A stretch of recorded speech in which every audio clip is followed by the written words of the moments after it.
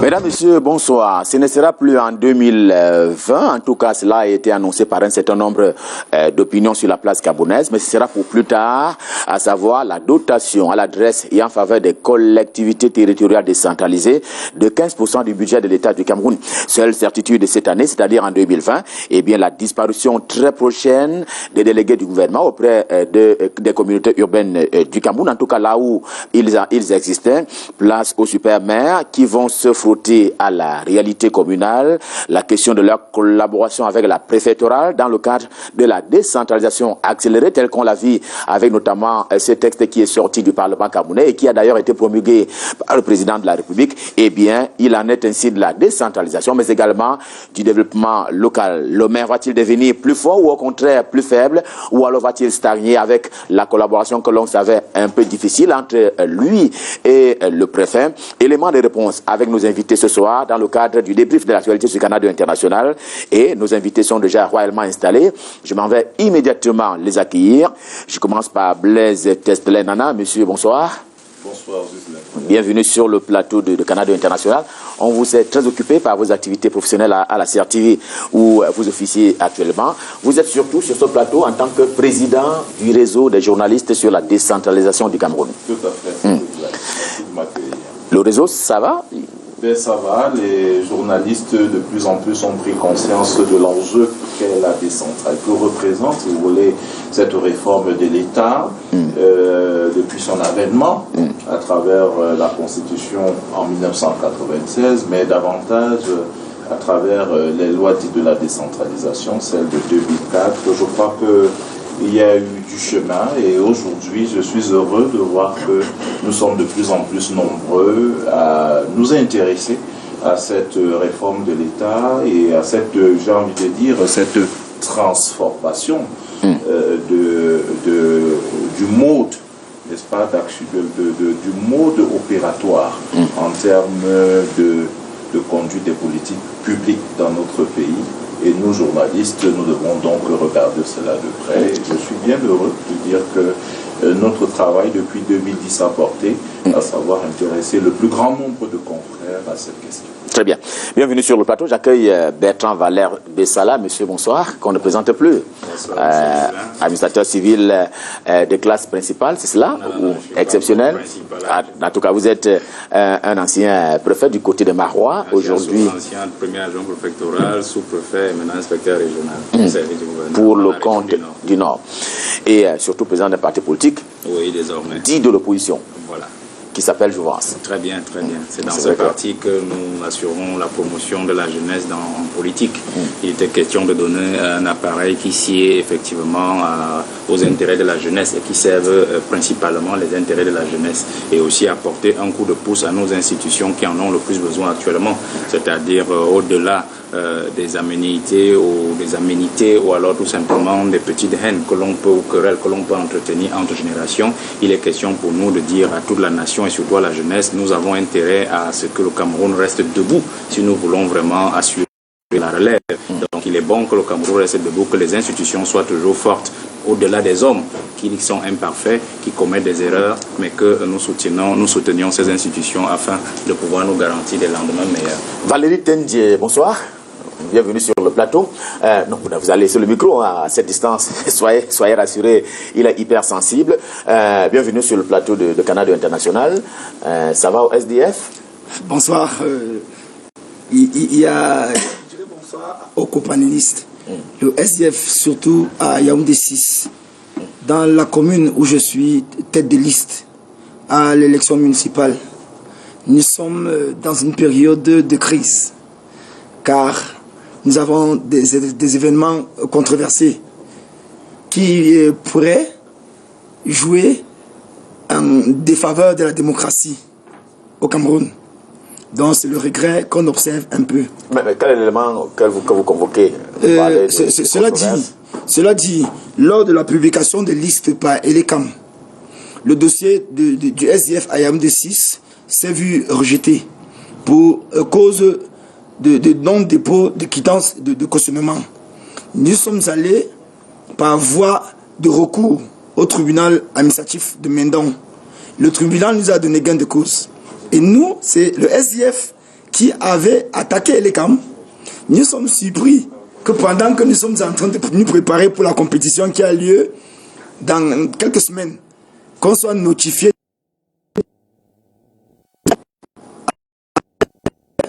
le maire sortant nous attaque à la chambre administrative de la Cour suprême pour les faits qui ont déjà été liquidés. Donc, mais la chambre administrative de la Cour suprême, c'est une instance bien au-dessus de la chambre, je veux dire, du tribunal administratif. C'est tout à fait logique. Je n'en disconviens pas, sauf que c'est le SDF qui avait introduit un recours pour pouvoir valider sa liste. Le tribunal a dit le droit. Le RDPC n'était pas partie prenante dans la procédure. Le RDPC adversaire du SDF dans ces communes-là. Et il faut vous dire que nous ne sommes que 2 représentants. Et vous savez, dans notre arrondissement, il y a plus de 100 000 électeurs. Donc c'est pourquoi j'en appelle à la clairvoyance des juges. Parce que la question est plus qu'une question de justice, mais une question de démocratie. Très bien. En tout cas, j'espère qu'on vous a entendu et que votre liste doit être réhabilitée. Vous ne demandez qu'à compétir, si je comprends bien votre message. Nous n'avons demandé qu'à compétir. Excusez-moi, mais vous savez, depuis un certain temps, depuis une dizaine d'années, on sous-estime le parti SDF. À comparer le RDPC comme Mike Tyson contre Valérie Tenje, je ne comprendrais pas par extraordinaire comment Mike Tyson aurait peur d'aller combattre avec un Valérie Tenje. On n'a pas besoin de se faire des coups en dessous de ceinture. On ne veut que la démocratie. Je crois, avec votre permission, 30 minutes. Voilà, que Jean-Claude Soptier, c'est pas le débat qui nous intéresse. Non, je comprends, mais c'est parce que je suis intéressé. Vous savez que nous sommes en fusion avec le SDF et le PCRN dans cette liste-là, donc je suis intéressé. Donc moi, je pense que en fait, ce procès devrait être non-lieu, parce que la Chambre administrative de la Cour suprême, c'est normalement une instance d'appel. Donc si vous n'avez pas déjà introduit un recours à la base, c'est-à-dire dans un tribunal administratif, comment est-ce que vous pouvez vous retrouver dans une instance d'appel? Je crois que c'est un dilatoire dans lequel ils veulent livrer notre liste commune pour que nous perdions du temps au lieu de préparer la campagne, que nous passions de temps plutôt dans des procédures judiciaires. Donc effectivement, je crois que la justice ira dans ce sens-là, c'est-à-dire rejeter tout simplement le recours de ce RDPC. Jean-Claude Soptier, bonsoir. Bonsoir Jean-Pierre Essonneau. Membre affluent de l'UDC, l'Union démocratique du Cameroun. Bonsoir Jean-Pierre Essonneau. Bonsoir à mes panélistes, à mes copanélistes et bonsoir, n'est-ce pas, aux citoyennes et aux citoyens qui nous suivent en ce moment. Et je saisis l'opportunité qui m'est donnée ce soir pour que nous puissions échanger sur la décentralisation, d'apporter, n'est-ce pas, la contribution de l'Union démocratique du Cameroun. Allez, on va y aller, tout droit, en commençant bien entendu par votre parti politique qui a été présenté par la presse nationale comme étant l'un des ventres mous de l'implémentation de la démocratie, je veux dire de la décentralisation, par le fait que le BIP, notamment pour ce qui est des communes du département du Nord dans la région de l'Ouest, eh bien, c'était pas des taux flatteur, c'était largement en deçà de la moyenne nationale. Oui, on peut le dire, mais je voudrais signaler ici que cette question-là ne concerne pas seulement les communes du Nord, ça concerne les communes de l'Ouest en général. Et en particulier, n'est-ce pas, les communes du Nord. Mais la question maintenant est de s'interroger. Pourquoi en est-on arrivé à ce niveau? Est-ce un manque de volonté politique où il y a eu des obstructions quelque part qui n'ont pas permis l'implémentation, n'est-ce pas, du budget d'investissement public à la dimension qu'on aurait souhaité? Ça, c'est encore des investigations qu'il faut faire pour établir les responsabilités de part et d'autre. Très bien.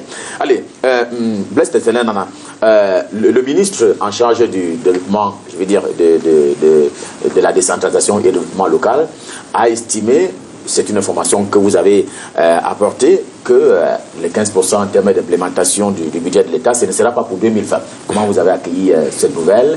Tout le monde avait déjà chanté « Hurrah » pour 2020, ce sera pour plus tard. Bon, disons que je préfère relativiser. Parce que l'interview que le ministre Georges Elanga Obam a accordée à l'un de mes collègues et que nous avons diffusé dans le cadre du magazine dominical dimanche midi à la radio, cette interview a laissé entendre qu'il vaudrait mieux laisser de ce point de vue-là la compétence à l'autorité qui la détient. à savoir le président de la République. Et il prenait... Donc ce n'est pas encore définitif. S'il vous plaît, il prenait comme exemple l'année même de l'avènement du ministère dont il a la charge. Vous savez très bien que le ministère de la décentralisation est arrivé en cours d'exercice budgétaire et qu'il y a eu donc un réaménagement budgétaire en cours d'année pour permettre à cette structure d'exister. Ce n'est pas le seul cas en la matière. Et donc, de ce point de vue, je pense que, d'accord, pendant de nombreuses années, les maires ont dit le financement reste le ventre mou de la décentralisation. Mais je voudrais que ce soit le débat que nous avons engagé puisse nous permettre de relativiser et de voir le problème autrement. Et je pense pouvoir y contribuer parce que, bien que journaliste, la proximité que nous avons eue avec les acteurs de la décentralisation nous a permis de comprendre qu'il ne faudrait pas se laisser toujours, je voudrais utiliser un mot, un verbe, et passez-moi l'expression, berner par ces acteurs-là qui nous couvrent le visage et nous empêchent donc d'avoir un prisme plus large avec cette question de sous-financement de la décentralisation. Je voudrais donc, l'ayant dit, indiquer que nous sommes bien en début d'année budgétaire. Nous sommes le 20 janvier 2020. Il y a simplement une semaine, exactement. C'était donc le 13 janvier, puisque nous sommes le 20 janvier aujourd'hui, que le ministre des Finances, lui, Paul Motazé, procédait à Bafoussam, dans la région de l'Ouest. Au lancement de l'exécution du budget, exercice 2020. Donc laissons le temps au temps et permettons à celui qui détient la compétence suprême en la matière de décider le moment venu en relation avec le Parlement. Une réaction peut-être? Oui. Jean-Claude Septier, pardon. Oui, je pense qu'à suivre Tesla sur ce plateau, Vous avez vraiment, il nous inquiète.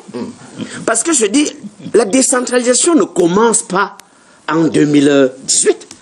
La décentralisation est l'émanation de la rencontre tripartite de 1991, où la forme de l'État en son temps avait été négociée et avait été inscrite, n'est-ce pas, dans la norme fondamentale dont est issue la Constitution de 1996. Et une disposition transitoire continue à affirmer que les institutions de la République seront mises en place progressivement. Cela revient donc à dire que si on prend Tesla, n'est-ce pas, dans la profondeur et dans la pertinence de ce qu'il vient de faire comme déclaration sur ce plateau, il y a lieu de s'inquiéter. Parce qu'on peut dire, on va laisser la compétence au président de la République qui mettra à la disposition des communes le budget au moment qu'il veut, comme il veut. Non! Nous sommes en République. Et étant en République, la res publica, qui veut dire la chose publique, ne peut pas être confisquée par une personne, ne peut pas être confisquée par un club, ne peut pas être confisquée par un groupe. C'est la chose de tous. Et par conséquent, il y a lieu donc de dire que lorsque une norme a été déjà votée à l'Assemblée et promulguée par le président de la République, il est question de sortir le Cameroun dans le contexte socio-politique où la confusion règne à tous les niveaux. Comment donc comprendre que le président de la République, on peut encore dire, il appartient au président de la République de débloquer le budget quand il veut, comme il veut. Très bien. Non, je voudrais peut-être... Une réaction avant de donner la parole à M. Bessalaoui. Je voudrais que nous essayons, je comprends, j'ai autour de la table, et ça vous ne m'avez pas prévenu comme ça, des acteurs politiques. Moi, j'arrive comme journaliste et acteur de la société civile. Je voudrais que nous dépassionnions un peu le débat de ce point de vue. Regardons très bien le calendrier. Le budget, si vous voulez, la loi de finances a été votée au cours de la session ordinaire de novembre 2018, oui. Et le Code général des collectivités territoriales décentralisées est venu après. Son avènement, c'est bien après.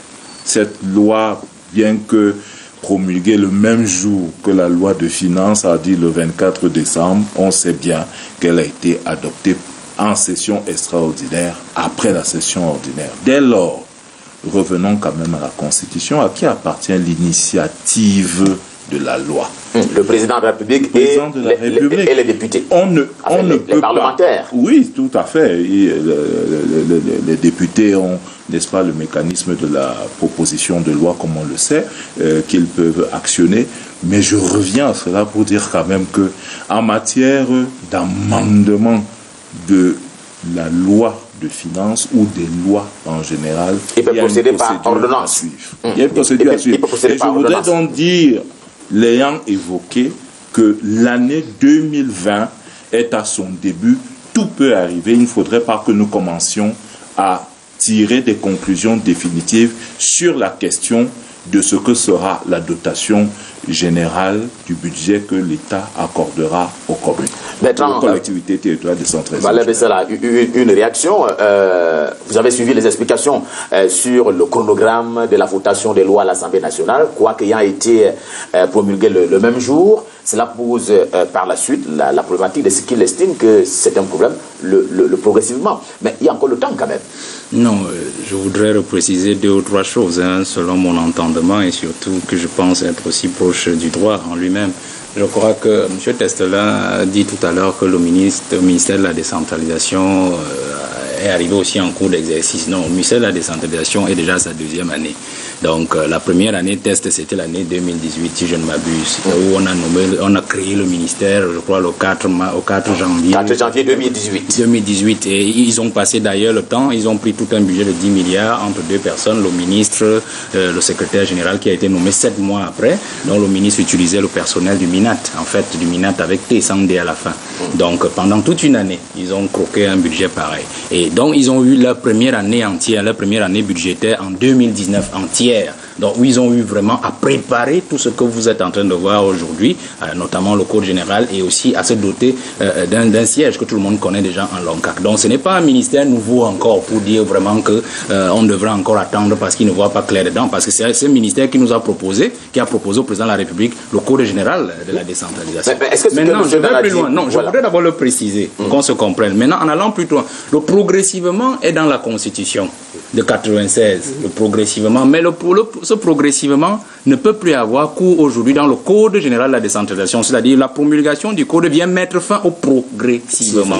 Parce qu'effectivement, moi je crois que ce que M. Testela veut dire, je le comprends, vous comprenez, je le comprends, mais je crois qu'il faudrait que l'on fasse très attention. Quand nous parlons de la loi portant Code général de la décentralisation, il s'agit du constat d'abord d'un assemblage de tous les textes de loi sur la décentralisation, donc des textes qui existaient déjà. En plus donc de quelques innovations, notamment le statut spécial du Nord-Ouest et du Sud-Ouest, le toilettage de certaines dispositions qui faisaient grief dans ces différentes lois. Mais maintenant, quand vous dites qu'en fait c'est la nouvelle année, non, le Code général de la décentralisation dit ceci clairement, que la dotation générale de la décentralisation ne peut pas être inférieure à 15%. 15%.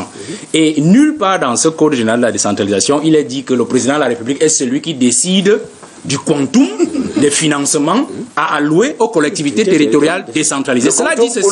Je dis bien le quantum, c'est-à-dire... Non, pas le quantum, c'est-à-dire le montant des financements, l'enveloppe de la dotation. Ce n'est dit nulle part qu'il décide de cela. Peut-être qu'il a parlé du moment de décision. Non, il a bien dit que la dotation, que le ministre, c'est même pas lui qui a dit, il nous a donné l'interprétation de ce qu'ils ont eu avec le ministre dans leur interview. C'est-à-dire que le ministre leur disait, je parle maintenant sous son contrôle, qu'il faut attendre la position de qui de droit. Contrôle, je reprendrai la parole. Oui, c'est pour cela que je dis bien sous votre contrôle. Donc il faut attendre la position de qui de droit sur la question. Donc je voulais dire que la loi de la décentralisation ne précise nulle part que le président décide du quantum, c'est-à-dire de l'enveloppe à donner aux collectivités territoriales décentralisées. De deux, ce code fixe le plancher, c'est-à-dire le plancher en deçà duquel on ne doit pas aller, c'est-à-dire 15%. Ça veut dire que si le code a été prévu a été justement voté dans une session extraordinaire. Cela veut dire qu'en termes de prévision, parce que gouverner, c'est prévoir. Donc, ça veut dire que dans la loi de finances, l'on devait déjà prendre en compte cette modalité. Et si on n'a même pas pris cette modalité, il est clair que ce n'est que 15% du budget. Et 15% du budget, je crois que ça va dans les 600 milliards de francs CFA. Donc, je crois que c'est une affaire qui doit être implémentée normalement sans avoir besoin d'un couac. Je vais terminer donc en disant ceci. Je crois plutôt, essayons aussi de leur trouver des raisons, que leur problème, c'est dans le sens, par exemple... Quand vous dites leur problème, c'est... Non, leur problème, c'est-à-dire... De ceux qui ne sont pas camerounais? Non, du RDPC, parce que c'est eux qui ont proposé la loi et c'est eux qui nous disent en fait que ce n'est pas possible que l'année prochaine, on puisse justement donner cette dotation-là aux communes. Donc, je veux dire que, si on les comprendrait, parce que nous ne faisons pas dans la mauvaise foi dans l'opposition aussi, je crois que leur problème, c'est plutôt de nous dire que on n'est pas sûr que les régions même seront mises en place peut-être l'année prochaine et que on n'est même pas certain aussi de la qualité des maires que l'on va élire, parce que là aussi est le problème. On va peut-être arriver à ce souci. On va arriver à ce souci au fond. Mais je crois qu'ils ont ces quelques soucis là peut-être à régler. Mais les 15% devraient être libérés par les ministères. C'est la moindre des choses, 15% d'un budget. Alors, Blaise Tesselène a eu une réaction avant Valérie tout à l'heure. Peut-être que la question, c'est celle de savoir pourquoi toutes ces attributions, ces attributs ne reviennent que qu'entre les mains du seul chef de l'État, alors que la loi qui est impersonnelle et générale est au-dessus de tout le monde. Peut-être c'est pourtant il y a cette préoccupation. Je voudrais qu'on se débarrasse de l'amalgame qui semble envahir notre espace de débat, et certainement pour des raisons que nous comprenons très bien. Chacun porte bien sa casquette ici. Je voudrais aussi dire que, j'ai envie de dire, c'est un discours de cuisine que j'évoque en plein salon. Peut-être en matière de recherche de l'équilibre dans ce type de débat, il vaut mieux avoir les acteurs même, n'est-ce pas, en tant qu'acteurs politiques du RDPC. Il me semble que vous m'amenez ici, vous m'invitez ici davantage comme président du réseau des journalistes sur la décentralisation. Effectivement. Vraiment, je suis assez gêné quand je vois mon voisin de droite parler du RDPC en pointant la direction vers sa... Je suis venu ici comme président. C'est la raison pour laquelle je l'ai posé. Je suis journaliste, je suis rédacteur en chef bien entendu à la CRT. Je vous présente mes excuses. Si vous alors, donc, vraiment, je l'ai accepté en toute confraternité et je pense avoir un minimum de connaissances. Je l'ai dit tantôt au départ, dans ma proximité. Je ne suis pas dans la naïveté. Lorsque je dis un certain nombre de choses, je comprends très bien que vos nombreux téléspectateurs sont là, en réalité, des clients. Nous sommes bien en période de marché électoral, mais reprécisons des choses. Je ne suis pas en train de dire tel a raison, tel a tort. Je dis simplement que pour toute institution qui s'inscrit dans l'espace public, qui émerge dans l'espace public en cours d'exécution d'un budget, il est possible qu'il y ait un amendement budgétaire, ça nous le savons tous, pour que cette institution fonctionne. Ça n'a pas été simplement le cas pour le ministère de la décentralisation, et je redis que le ministère de la décentralisation est arrivé en cours d'exercice budgétaire. C'était après le vote de la loi de finances 2019. La loi était déjà votée. Le ministère n'existait pas encore au moment où cette loi est votée.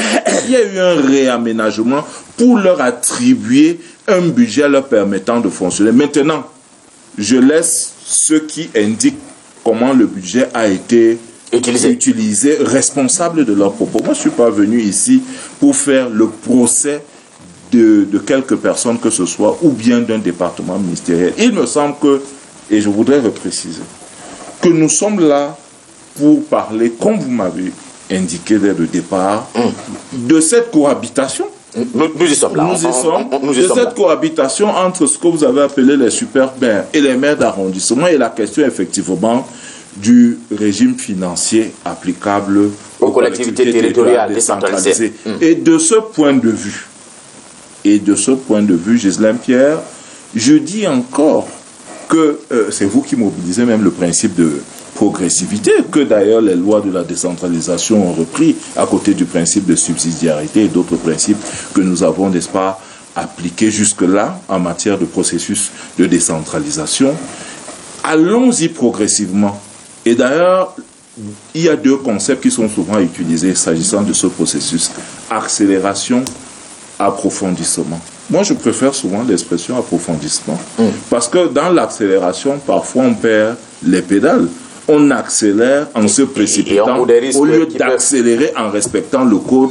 Et le code nous est donné aujourd'hui. Regardons ce code de près, interrogeons quelques dispositions, discutons-en sans jugement, sans prêter un certain nombre j'ai envie de dire, de prétentions ou d'actions supposées à des personnes qui ne sont pas ici pour Très bien. défendre. Valérie Tendier, le candidat SDF à Yaoundé 6e que vous êtes, dit quoi sur les grands changements qui sont intervenus? Il y a eu ce texte-là qui a été présidé par la votation du budget de l'État. Est-ce que aujourd'hui vous vous dites les choses peuvent changer? Je voudrais qu'on aille droit vers ce thème-là, vers ce pan de notre entretien, notre débat, celui de la bientôt collaboration, non plus entre délégués du gouvernement et préfet, mais entre super maire et le préfet. Comment vous envisagez cela? Ce sera dans l'intérêt des populations, dans l'attente de ces populations qui ont des besoins qui doivent être comblés? Sans être expert en la matière, je crois que le préfet continuera à garder la tutelle du fait qu'il a la possibilité de nommer les collaborateurs du maire. Et par ailleurs, en revenant sur la question proprement dite de la décentralisation, que 24 ans après n'est pas toujours mise sur pied, je voudrais que les élus prochains soient une émanation. Oui, que les élus soient une émanation des populations. Parce que si on fait une décentralisation tronquée, où nous avons un parti qui a déjà 100 mairies gagnées sur tapis vert, il sera difficile d'implémenter cette décentralisation-là. Mais ce seront des Camerounais, non, qui seront élus au conseil municipal. Je n'ai pas dit le contraire.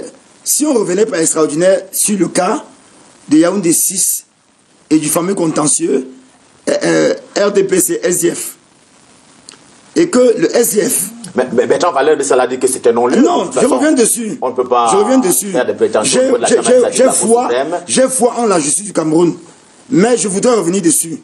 Si par extraordinaire, on nous apprend demain mardi que la liste SDF est disqualifiée, le taux d'abstention sera jamais vu. Justement, le RDPC va passer dans cet arrondissement-là. Mais les populations ne vont pas se reconnaître en ces élus-là. Donc c'est un peu mon regard là.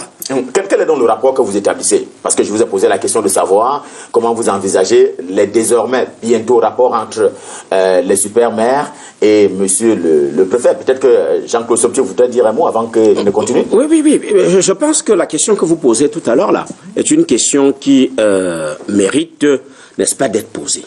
Parce que quand on essaie de jeter un coup d'œil de façon un peu, comment je vais dire, en diagonale sur le code de la décentralisation, on reste toujours dans l'inquiétude que le prisme de la tutélisation qui accourt dans notre pays, ornementé d'un jacobinisme, n'est-ce pas, soit de nature à tuer la volonté des maires. Et vous comprenez très bien que le rapport qui pourrait exister entre le préfet, le super maire et les maires d'arrondissement demande encore un toilettage et une reprécision et un recadrage. À quel niveau? Un recadrage sur le plan des textes. Parce que cette loi-là ne clarifie pas et ne spécifie pas de façon assez pertinente la collaboration entre les trois acteurs. Et vous comprenez donc la nécessité sur le terrain. Si ce n'est pas fait, et d'ailleurs, le mot délégué de gouvernement que vous avez refusé de prononcer, peut-être le super maire, on peut le garder. On peut garder encore le mot délégué de gouvernement New Look. La différence étant ici seulement que c'est l'émanation de la volonté populaire. Contrairement au délégué hier qui était nommé. Donc, maintenant, quel texte devra-t-il définir avec précision les compétences du super-maire? La collaboration entre le super-maire et le préfet, quel texte devra préciser la collaboration entre le préfet et puis le super-maire? Je continue donc à dire, nous sommes dans notre pays, et vous vous souvenez des accords de la tripartite avec les conclusions qui avaient été arrêtées. Et vous comprenez que la décentralisation, on en parle combien d'années après? De 1991 à 1996. Non. Attendez. Non, Pierre et Sono, permettez-moi. Je parle étant acteur de la rencontre tripartite de 91. Vous me comprenez? Le gouvernement n'avait pas à attendre 5 ans, n'est-ce pas, pour voir affirmer dans la norme fondamentale le principe de la décentralisation. Je continue à dire que le contexte sociopolitique nous laisse entrevoir et nous laisse comprendre que la démarche relève de la ruse et de la ruse politique pour davantage user le temps sans que la solution au problème des Camerounais ne soit trouvée. Alors, je voudrais que vous fassiez cette préoccupation, Bertrand Valère Bessala. Les incidences je parle sous son contrôle, ne sont pas seulement positives. Il y a également des négations dedans. Comment vous entrevoyez la collaboration, les relations entre les conseils municipaux et les autorités administratives? Vous parlez du préfet, vous en êtes un. Est-ce que vous avez l'impression que il y aura quelque chose de nouveau dans l'intérêt, bien entendu, des populations? Il y a déjà quelque chose de nouveau. Je veux seulement préciser 2 ou 3 choses qui ont été dites. Le code ne parle pas de super-maire. Le code ne parle plus de délégués du gouvernement. Du moins, ces lois ne parlent plus de délégués du gouvernement. Il n'y a pas de super-maire. On parle de maire de ville. Donc, le maire de ville, dans la nouvelle appellation, en fait, de l'ancien délégué du gouvernement. Même si moi je suis contre cette expression, parce qu'en fait même les mairies d'arrondissement sont aussi des mairies de ville, puisqu'en fait se retrouve dans la mairie de ville. On devrait plutôt parler de la mairie centrale. Parce qu'en fait quand on parle d'un délégué du gouvernement, restons à l'état actuel des choses, en fait c'est le maire central qui agrège, si nous parlons de Yaoundé, les 7 autres arrondissements, les 7 autres mairies. Si on est à Douala, les 6 autres mairies. Si on est à Maroua, les 3 autres mairies. C'est comme cela que ça fonctionne. Donc c'est le maire central. Bon, ils ont pris l'appellation de maire de ville. Bon, c'est quitte maintenant au choix de ceux qui ont eu à élaborer ce texte. Mais je dis qu'en fait la relation a été plutôt raboutée. La relation a été raboutée quand vous lisez le Code général de la décentralisation. Le préfet n'a plus tellement de main mise sur 2 ou 3 choses, notamment peut-être sur la convocation, parce que le préfet, vous savez que les conseils, parfois même les préfets présidaient pratiquement les conseils municipaux dans les mairies. C'est-à-dire tant que le préfet n'est pas disponible, le maire ne peut rien faire, il ne peut pas convoquer. Ce ne sera plus le cas, ainsi de suite. Non, ce ne sera plus vraiment le cas. On a raboté quand même certaines dispositions. Le maire convoque une session, il informe le préfet. Si le préfet n'est pas disponible, il se fait représenter. Et si vraiment il n'y a aucune disponibilité entre le préfet lui-même et son potentiel représentant, le préfet peut demander au maire de postponer ou de renvoyer la session à une date qui leur conviendrait de commun accord. Donc vous voyez, il n'y avait pas ça toujours avant. Donc on a eu quand même à raboter certaines choses. Mais je crois que, allons plus au fond du débat, la collaboration entre le maire et le préfet, les maires et les préfets sera plus difficile encore qu'avant. Parce que, comme j'ai l'habitude de le dire, une décentralisation forte et utile ne peut vraiment être implémentée que si vous avez une déconcentration elle-même aussi forte, parce que c'est la déconcentration qui tient la décentralisation, ne nous trompons pas. Vous ne pouvez pas demander à un maire, parce que dans ce pays, l'être humain, le Camerounais dirigeant gère encore ses humeurs à l'argent et au financement. Puis vous avez la poche lourde, puis vous pensez que vous pouvez imposer votre volonté à tous ceux qui n'ont pas la même dimension financière que vous. Et donc, on l'a toujours vécu au commandement territorial. Un préfet, ça gère à peine 7 à 8 millions de francs de budget. Et quand on dit 7 à 8 millions, c'est pour son carburant, l'entretien de son véhicule, que c'est l'argent même qui ne suffit jamais, les domestiques, ainsi de suite. Mais les maires, par exemple, rien qu'en l'état actuel, il y a des mairies d'1 milliard de budget. Donc vous voyez un individu qui gère 1 milliard et un autre qui est supposé être sa tutelle et dont son patron, entre guillemets, et qui gère 8 millions de francs. Vous comprenez que ça ne peut pas marcher. Et on a vu des cas comme ça. Et par le passé, vous faisiez comment, vous, personnellement, vous faisiez comment? Non, moi... Monsieur le maire vous en donnait Non, encore même que ce n'est pas... le préfet n'émarge pas à la mairie, en fait. Le préfet n'a de rapport immédiat avec le maire que lors des conseils municipaux, où il a voix au chapitre, ou alors au niveau de la validation des délibérations, lorsqu'elles lui parviennent et qu'il faille absolument qu'il signe, ou alors tout simplement lorsqu'il constate que quelque chose ne va pas à la mairie et qu'il faille prendre des mesures en vertu de ses pouvoirs de tutelle. C'est comme cela que ça fonctionne. À la rigueur, peut-être quand le conseil municipal s'achève, on peut lui donner le perdième des frais de participation à cette affaire-là, et puis c'est tout. Bon, maintenant, je voudrais seulement vous dire que ça, c'est le côté ouvert. Hein. Le côté caché, maintenant, c'est l'autre qu'il faut donc examiner. Parce que si vous avez une autorité de tutelle qui est censée tenir en bride l'autorité décentralisée, l'autorité locale, et que cette autorité de tutelle n'a pas suffisamment les moyens pour la tenir, c'est-à-dire en termes financiers et autres, vous comprenez qu'au-delà, au lieu de faire son travail, le préfet de nos jours, surtout dans la décentralisation, puisque les moyens seront décuplés, s'arrangera à devenir l'ami du maire pour que les choses se passent toujours dans l'entente. Mais je tiens à le dire, et ce sera vraiment contre les principes de la décentralisation aux grandes dames des populations, parce que vous savez, même dans le code général de la décentralisation, c'est le maire qui sera toujours responsable. Donc même si le préfet amène le maire à prendre des mauvaises décisions parce qu'il voudra toujours le couvrir en tant que tutelle, il restera que le préfet, l'irresponsabilité de l'autorité administrative sera toujours constatée, et le maire sera toujours celui qui sera au devant de la scène et qui pourra faire à sa guise en tant qu'autorité politique. Donc je crois qu'il faudra absolument régler la concentration pour que nous puissions savoir comment brider suffisamment ces autorités-là pour qu'elles n'aillent pas dans tous les sens.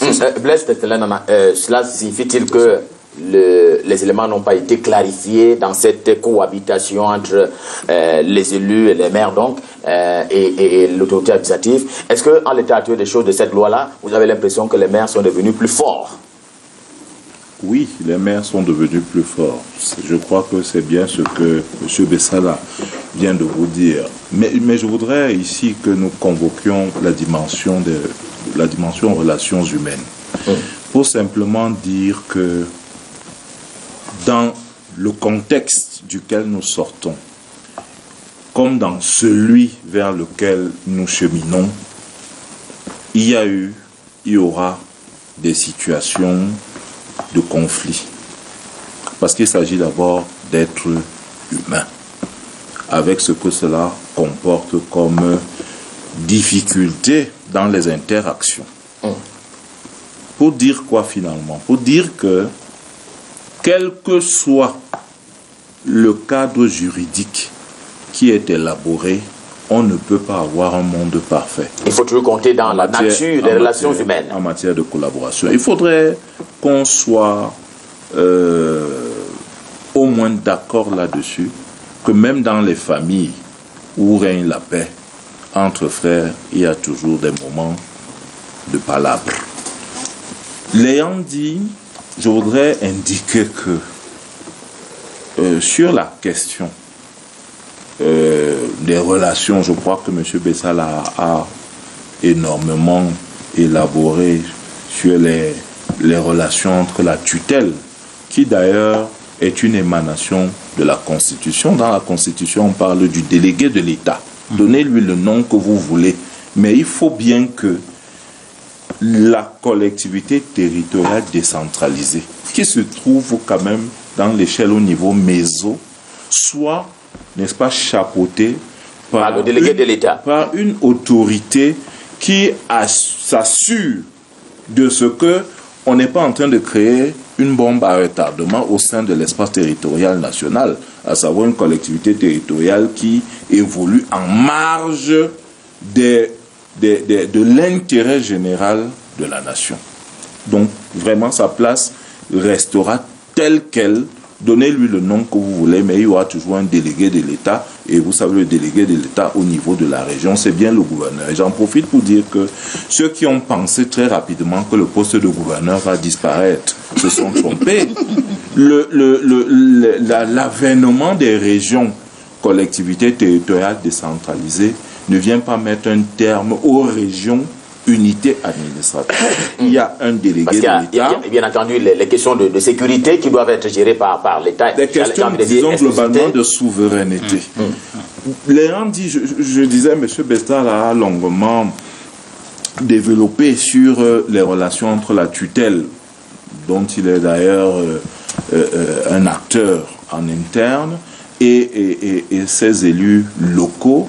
Je voudrais, parce que j'ai entendu nous deux choses de pas correctes au sujet de la relation de ce qui était appelé, je suis heureux que M. Bessala ait reprécisé cela, ce que Jean-Claude de Sobtu appelait super maire et maire d'arrondissement. Bon. Passons, chaque pays a ses étiquettes. On sort de délégué du gouvernement, on est maintenant à maire des villes. Nous avons pris cette option. Il y a le maire de la ville de Paris, il y a les maires d'arrondissement dans Paris. Donc chaque pays, nous optons pour ce qui nous intéresse et selon les raisons que nous mobilisons. Mais le plus important, c'est le contenu. Et de ce point de vue, je pense que la loi est claire. Relisons très bien le Code général des collectivités territoriales décentralisées.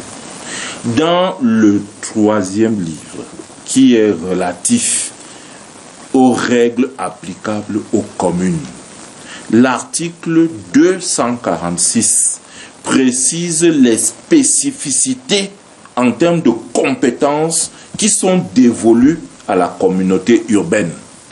À la communauté urbaine. Ce sont des activités qui relèvent, comme il est dit, de l'intercommunalité. C'est-à-dire que si nous avons une activité qui, en même temps, exerce un impact sur Yaoundé 6e et sur Yaoundé 5e, évidemment, il y a là l'action de la ville, c'est-à-dire de la communauté urbaine, qui est absolument nécessaire. Tous les projets relevant de l'intercommunalité, tous les projets relevant de ce qu'on va appeler les projets structurants, les grands travaux, la collecte, quelques exemples simples, l'aménagement des espaces verts, c'est la communauté. Quelques exemples simples, la collecte des ordures, la collecte... C'est toujours la communauté. C'est la communauté, s'il vous plaît. Et vous avez, dans ce même livre-là, environ 11 articles. Je crois que si vous parcourez ce livre, vous allez voir de l'article 156 à l'article 166, sont les compétences qui sont consacrées, n'est-ce pas, au bénéfice des communes. Et dans l'article 256, il est indiqué que les compétences qui sont spécifiées et qui émanent de la communauté urbaine, celles qui ne s'y retrouvent pas, émanent des communes d'arrondissement, comme on le voit dans les articles que je viens d'indiquer. Tout à fait. Mieux encore, le dernier alinéa de cet article, Ghislain Pierre, il faut comprendre, le dernier alinéa de cet article indique clairement que le maire de la ville, il ne faut pas croire, il est prévu que le maire de la ville puisse également saisir le juge. L'un des acteurs, le maire de la ville, comme le maire d'arrondissement, peut saisir le juge en cas, n'est-ce pas, de certitude ou alors en cas de soupçon de ce que il y a une compétence qui est violée quelque part. Et c'est d'ailleurs la même procédure parce qu'on l'a pas évoqué avec la tutelle. Quand vous avez une tutelle pesante, et M. Bessala le sait, il y a de nombreux maires qui ont remporté, n'est-ce pas, des procès au tribunal. Il est très difficile à de remporter, de gagner un procès face à je veux rapidement à sa Suisse, vraiment rapidement. M. Jean-Claude Septu, il a envie de parler, là, il s'appelle. Oui, M. Tesselin a dit d'excellentes choses et je veux aller à sa suite et dire 2 ou 3 choses pour dire quoi, très rapidement. Que l'erreur, et c'est le sujet que vous avez choisi, notre code en fait est passé sensiblement à côté du sujet.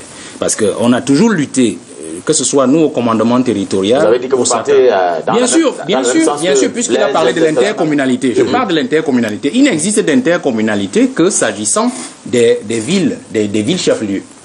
Or, l'intercommunalité s'entend surtout aussi de l'ensemble des communes d'un département ou alors de l'ensemble des communes d'une région. Parce que l'intercommunalité s'entend justement, c'est l'intercommunalité qui donne naissance à la région, qui donne tout son poids à la région. C'est-à-dire que la région fédère toutes les communes d'une région. Or, nous avons oublié l'intercommunalité, c'est-à-dire l'intercommunalité dans le département. Parce que quand on parle d'intercommunalité pour les mairies de ville, c'est les mairies centrales. Il n'y aura pas de communauté urbaine, par exemple, prenons comme cela, à Menganga, qui est un chef-lieu. Il n'y a pas Menganga 1, 2, 3. Il n'y a qu'une mairie à Menganga. Vous comprenez un peu? Or, il aurait fallu que l'on conçoive vraiment une intercommunalité départementale. Dans quel sens? Parce que nous avons toujours milité pour que le sous-préfet, qui justement connaît les réalités de l'arrondissement, de son territoire, qui a les mêmes mensurations géographiques que le territoire du maire, puisse être en fait la tutelle du maire.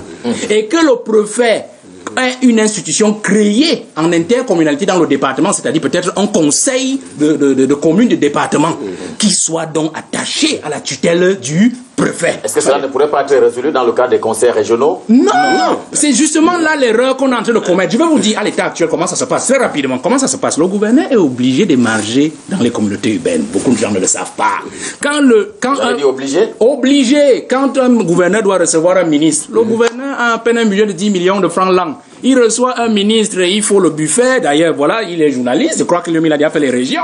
Quand vous allez quelque part, le gouverneur vous reçoit, ainsi de suite. Il prend l'argent là où? Il saisit le préfet, il dit de dire au préfet, dites, monsieur le préfet, dites à monsieur le délégué du gouvernement que moi j'ai besoin d'argent pour recevoir le ministre. Et le préfet écrit au délégué qui prépare tous les documents financiers. Comme le gouverneur, lui, il ne peut pas signer à la communauté urbaine. Il présente à son patron la tutelle qui signe la sortie des sous. On prend l'argent, on va déposer au gouverneur qui n'est même pas responsable parce que lui, il déjà l'argent par son SP. Voilà comment ça fonctionne. C'est la même chose qui se passera avec ce régime de décentralisation. C'est-à-dire que les régions, n'ayant pas de tampon entre la région et la commune, parce que s'il y avait eu un tampon au niveau du département, le conseil départemental serait celui qui tiendrait la région afin d'éviter à la région d'écraser la commune littéralement. Or, il n'y a pas ce tampon. Ça fait donc que la région peut souvent récupérer, tuer le principe de subsidiarité, justement, dont devraient bénéficier les communes et s'arroger les compétences des communes au niveau de la région. Et vous savez, si pire encore, il y a une complicité entre le gouverneur de région administrative et le président de région territorial décentralisé, alors vous comprenez que les maires et les préfets, ça n'ira pas. Jean-Claude Sobtieu, vous étiez en train d'acquiescer tout à l'heure quand M. Salah parlait. Vous avez également acquiescé quand Blaise Testelin, lui aussi, il parlait tout à l'heure. Est-ce que vous avez l'impression que ce n'est pas effectivement des avancées? Le conflit qu'on croyait latent depuis lors s'estompe peu à peu et c'est dans l'intérêt des populations. Moi, je voudrais vous poser la question sur la technicité et la compétence effectivement de ces maires à pouvoir accueillir et implémenter cette nouvelle donne, voyons-le. Très bien. Moi, je pense que parler d'avancée, je crois que ce serait prématuré de dire s'il y a avancé ou pas. Parce que on va juger. Non, ça, ce sont les textes. Ce sont les textes. Ce sont les textes. L'application et l'opérationnalisation des dispositions, qui sont dans le Code général des collectivités territoriales décentralisées, c'est sur le terrain que nous allons voir. Il faut juger le maçon au pied du mur. On peut faire des très beaux textes, mais au niveau de son implémentation sur le terrain, n'est-ce pas, ces textes peuvent s'avérer improductifs pour la simple raison que les acteurs en charge de l'implémentation, n'est-ce pas, ne regorgent pas ou ne présentent pas suffisamment de qualités idoines et requises. Et cela ne risque pas d'arriver à fond battu. Et je dois dire que Testelin, je crois que ne tire pas le débat vers le bas. On est en train de monter. Non, ne tirez pas le débat vers le bas. Non, attention. Ne tirez pas le débat vers le bas.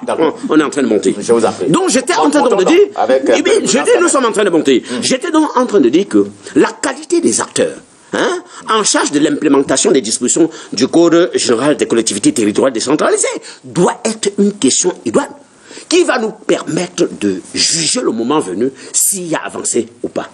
La raison, c'est quoi? C'est qu'actuellement, la formation de ces maires-là, vous me comprenez? Hier, par exemple, pouvait être maire, bon, on laissait la latitude à chacun.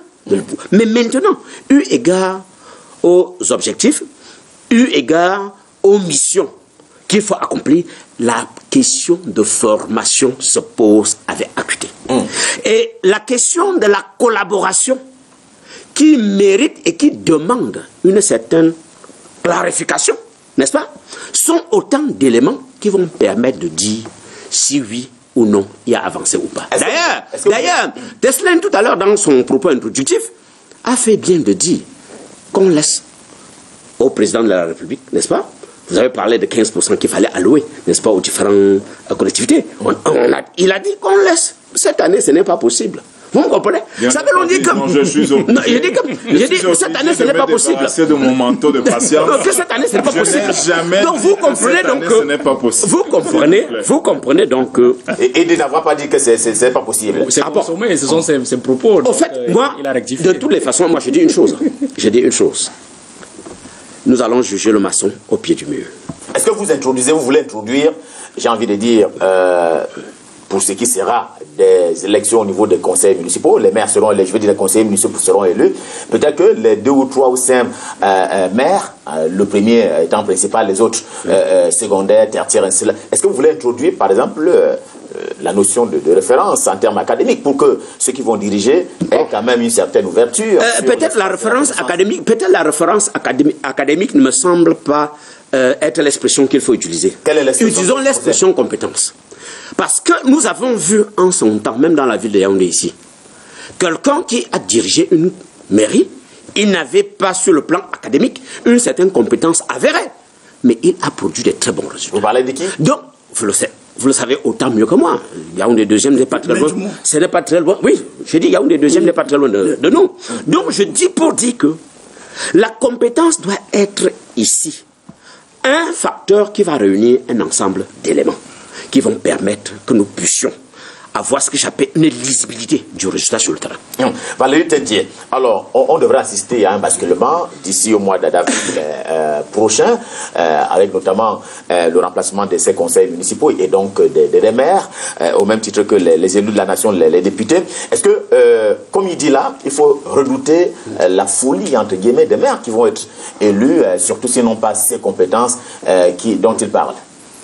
Votre question me renvoie à une autre question. Est-ce que les maires qui vont être élus dans quelques jours seront suffisamment outillés? Ça, c'est d'un. Est-ce que l'État va, une fois, arrêter sa mainmise sur ces communes-là? Parce qu'on a parlé de corrélation entre les maires et les préfets. C'est des questions que je me pose. Maintenant, en ce qui concerne la compétence, qui est différent comment dirais-je, du schéma académique des différents élus, je crois que une fois arrivé aux affaires, l'équipe étant constituée de 41 joueurs, ceux qui seront l'image de ces mairies-là pourront bénéficier de l'appui de toute l'équipe. Je ne sais pas s'il me fait entendre. Donc, ici, je pense qu'il faudrait, comme l'a dit le grand frère, qu'on juge le maçon au pied du mur. Je crois que... Restons dans la relation. Oui, restons dans cette relation. Restons dans cette relation. Je vais vous dire une chose, c'est que ce que le grand frère disait tout à l'heure, c'est qu'on est dans l'impossible. Vous voyez? Parce que je crois que les textes ont reconduit en fait cette affaire de le maire doit savoir lire ou écrire le français ou l'anglais. C'est la seule chose qui est requise à notre élu local. Je dois vous dire une chose. Moi, j'ai travaillé dans le Septentrion essentiellement. Je suis dans la région de l'extrême nord, 47 communes, et la région du nord, 21 communes. Je dois vous dire que sur 47 maires, au moins 25 étaient des analphabètes. C'est-à-dire qu'un monsieur ne peut pas vous écrire son nom. Vous voyez? Mais parce qu'il a eu des gros moyens, il a réussi dans l'appareil politique du pouvoir, se faire des amis et des coudées franches, et il est maire. Alors, ce monsieur... J'ai été le préfet de la préfecture, comme on l'appelle, le premier agent préfectoral. Vous pouvez dire à ce monsieur, vous pouvez lui expliquer les textes pendant tout le temps de Mathusalem, de demain à demain. Ce monsieur ne comprendra que dalle. C'est comme cela que ça fonctionne sur le terrain. Donc, qui plus est encore, confie à ces gens des milliards à gérer, c'est la catastrophe. Tout ce qu'ils savent faire. Parce qu'il faut donc dire que... Ce préalable est une exigence. Non, c'est une exigence. C'est-à-dire que la formation est basique. On ne leur demande pas d'avoir des doctorats. Même pas des masters. Voilà. Mais au moins minimum le bac. Parce qu'au moins minimum au bac, quand vous avez le baccalauréat, c'est-à-dire que vous avez une présomption de savoir comprendre les choses. Parce que c'est le premier diplôme de l'enseignement supérieur. C'est important. C'est important. Ce n'est pas pour limiter l'affaire là à ces gens-là. D'un de deux... Allons au niveau de la préfecture. Vous savez, avec cet argent qui arrive dans la décentralisation, il faut absolument comprendre que la déconcentration doit se renouveler et surtout se resserrer. Je prends un simple cas. Les délégués départementaux et les délégués régionaux. Vous savez que c'est une aberration chez nous. C'est parce que peut-être quand vous êtes à Yaoundé, à la centrale, vous ne savez pas ce que c'est. C'est un caillou dans la chaussure de l'État.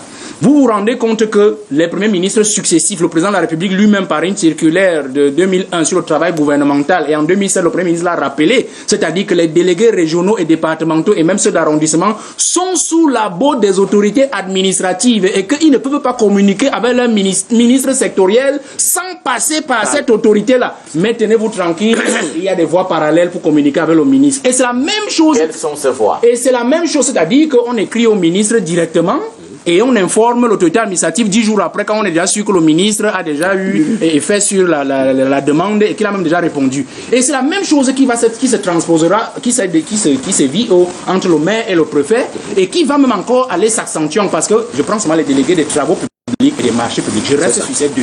Est-ce que vous savez que par exemple les dotations que fait le ministère des Travaux sur l'entretien des routes, c'est 27 millions de francs, ainsi de suite. Le maire et le délégué des Travaux publics et celui des marchés publics s'entendent pour croquer cela royalement et ne jamais faire ce travail-là. Alors que il y a le préfet qui est là, qui doit assurer la coordination de tout cela. Donc vous comprenez qu'il y a des réseaux parallèles qui se tissent entre le maire et les collaborateurs du préfet, parce que le délégué départemental est un collaborateur du préfet. Donc il ne saurait agir dans une commune sans l'aval préalable ou l'information préalable de sa hiérarchie. Vous comprenez comment ça fonctionne. Donc il est question, donc, pour me résumer sur ce point et de dire, c'est une proposition que on revoit aussi la présentation de notre déconcentration, en d'autres termes quoi. Si on a décidé d'aller dans le modèle français, puisqu'en fait c'était un peu ça, le maire de ville, il faudrait que dans la concentration ce soit aussi cela. Quand vous arrivez en France, on parlait du préfet de département. Il n'y a pas de délégué départemental, il n'y a que des chefs de service et des directeurs. C'est-à-dire quand vous arrivez à la préfecture de région en France, c'est-à-dire l'équivalent du gouverneur, des services du gouverneur, de délégué départemental, délégué régional des travaux publics que nous on appelle ici et qui semble être un type autonome, en fait est un directeur des travaux publics au sein des services du préfet de région. C'est la même chose qu'on doit avoir ici. Et cela veut dire quoi? Autant on doit décentraliser les moyens dans la décentralisation, autant on doit aussi déconcentrer les moyens dans la déconcentration. Ça veut dire quoi? Ce que le ministre pouvait faire à Yaoundé, pouvait faire à Maroua, à partir de Yaoundé, il doit donner ses moyens au gouverneur pour qu'il complète l'action du maire dans la décentralisation. En d'autres termes, le délégué régional des travaux publics doit devenir un directeur des travaux publics dans les services du gouverneur et avoir un budget conséquent pour pouvoir entretenir par exemple des routes ou alors engager même le profilage de l'ouvrage d'une route. Par exemple, j'ai pris ce cas pour qu'on le comprenne. Alors, Blaise Tesselena, une réaction avant permettez-moi.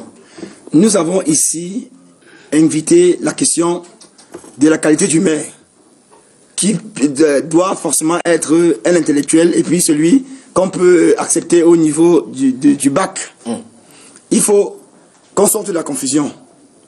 Le maire est un homme politique. Il n'est pas forcément un intellectuel. Je vais renverser le débat. J'ai connu 2 hommes milliardaires qui malheureusement ne sont pas dans le registre de la forme d'intellectuel que vous connaissez.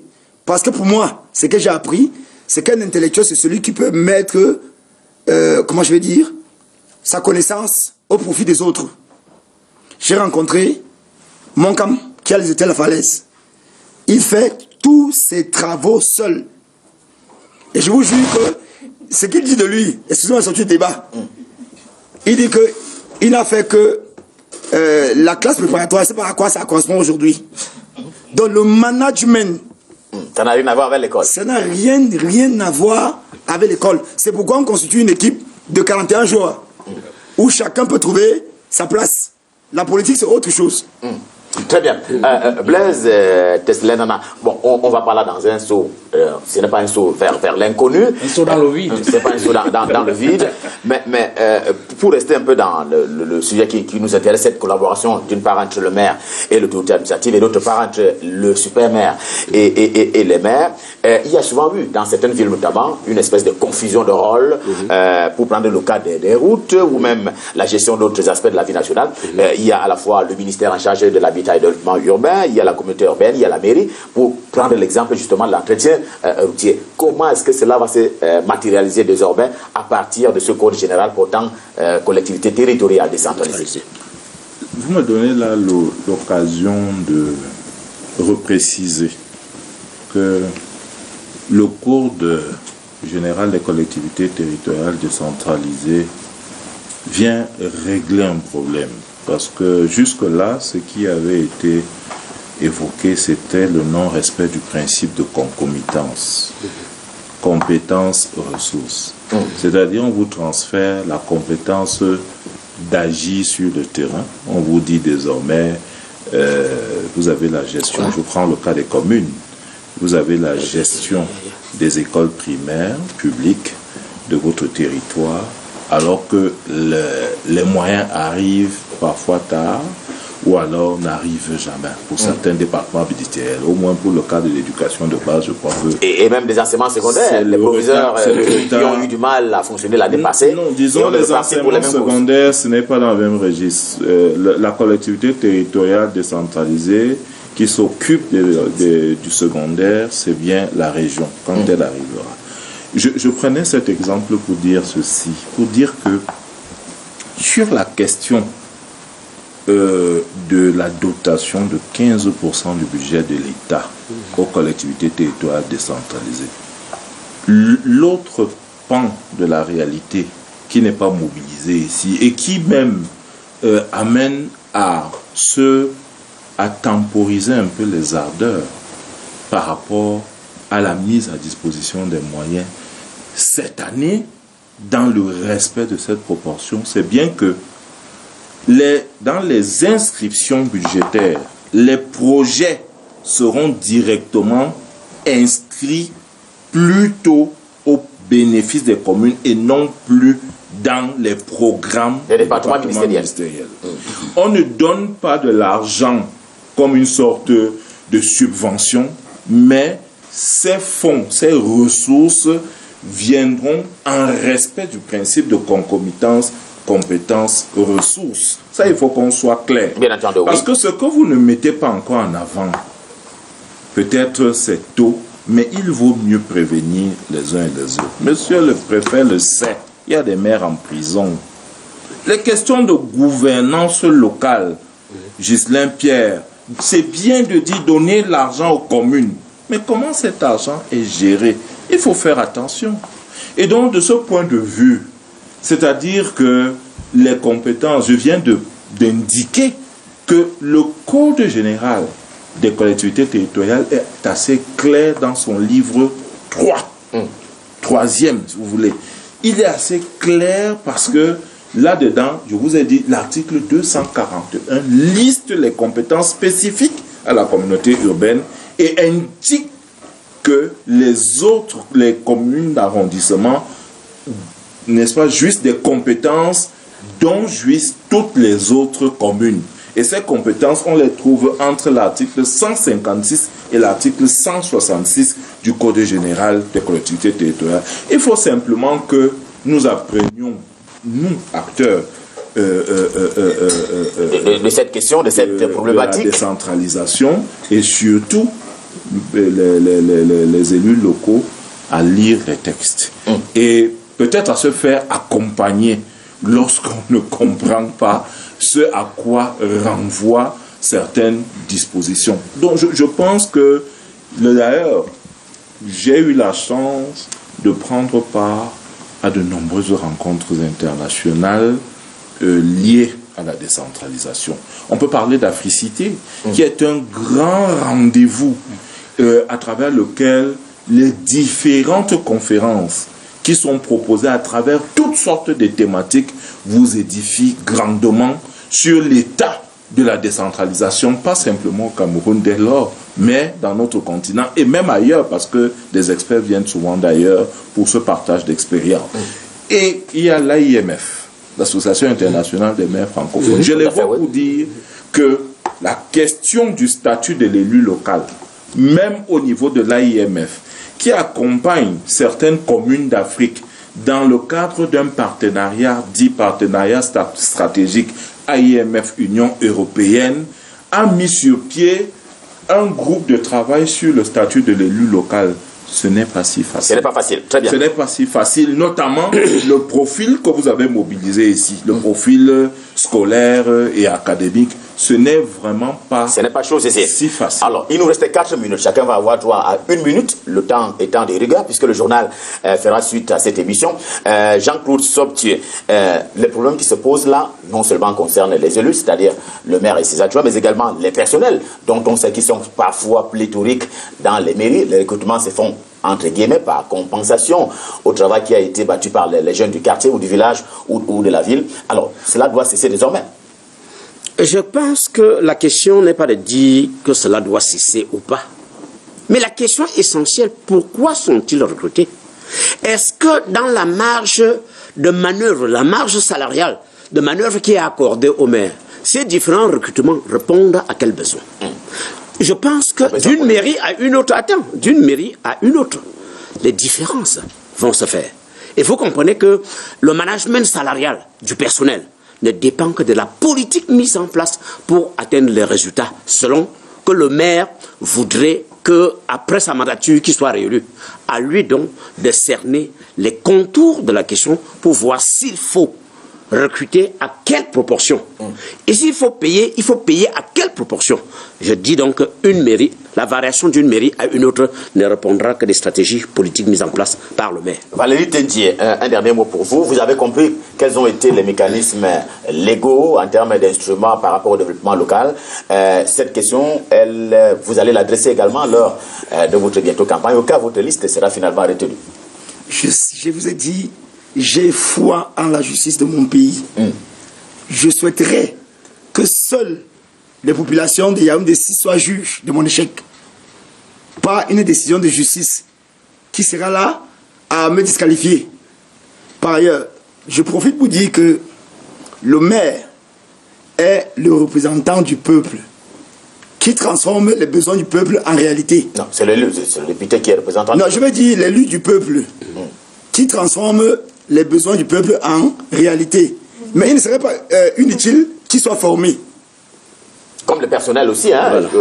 Voilà. Bien évidemment. S'agissant du personnel, non, je voulais rapidement dire que la décentralisation ne va pas donner des coups de franchement, parce qu'en fait, le personnel des municipalités est astreint au code du travail. Donc, c'est tout à fait listé là-bas. Il y a les agents qui sont recrutés par décision, d'autres par délibération, ainsi de suite. Donc, c'est connu. Ce que je veux simplement dire, c'est que il faudrait que l'on intègre une certaine variable dans ce monde de la décentralisation.